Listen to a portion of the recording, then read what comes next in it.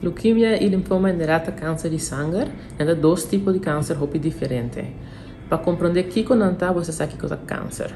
Câncer é ora nos células que cresce e não morre e tem na mesma balança que é normal. E ora se cresce, você tem tumor. Se é câncer de pulmão, por exemplo, você tem câncer de pulmão. E pode vir em duas sortes de órgãos que tem. Se você tem dois tipos que nós temos leucemia com linfoma, ela trata câncer de células que vêm de sangue. Leucemia não é leucemia, é echt câncer de células que vêm de sangue, que wordt tratar de beenmerg.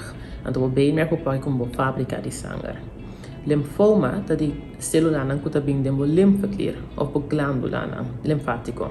Então, turns aqui a glândula linfática, so se você tem gripe ou verkoudheid, ou você sente dentro da garganta e clear não, mas a glândula que vira dique, é hincha.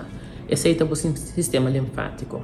Então, ora câncer linfoma, ora esse é apresentado de célula que vem dentro do sistema linfático, ou é clear não é. Então, a célula é também todo trabalho dentro do sangue. Esse é dois que cai por câncer de sangue. Ambos cânceres também na tua idade. Certo de não, só tem diferentes sortes de leucemia e diferentes sortes de linfoma, tem uma preferência para certa idade, então você mira mais tanto tem preferência de entre de 40, 60, 70 anos, mas não pode bem lamentavelmente na idade muita e também na idade não muito grande. O tratamento depende de que sorte de câncer você tem. Mas nem bisa tem diferentes sortes de leucemia, então tem leucemia crônica e também tem leucemia agressiva. Leucemia crônica você trata com tablete, é tablete de quimioterapia, ou outra com quimioterapia mês, que está via de infus. Leucemia crônica é sorte de leucemia que ainda vai anos com ou sem tratamento. Se você tem agressivo, esse sempre trata de tratamento de quimioterapia. Então, a quimioterapia é sempre via infus. Tem parte de leucemia assim agressiva que a quimioterapia solamente não é suficiente. No caso, você tem que fazer outro tratamento acerca de maneira stem cell transplantatie. Esse é ora para célula de origem, então, a célula que você vai diferenciar vira tuba célula que tem no sangue, você doa de outra pessoa, para assim, depois da quimioterapia, para combater o lastre câncer que queda atrás da corpo.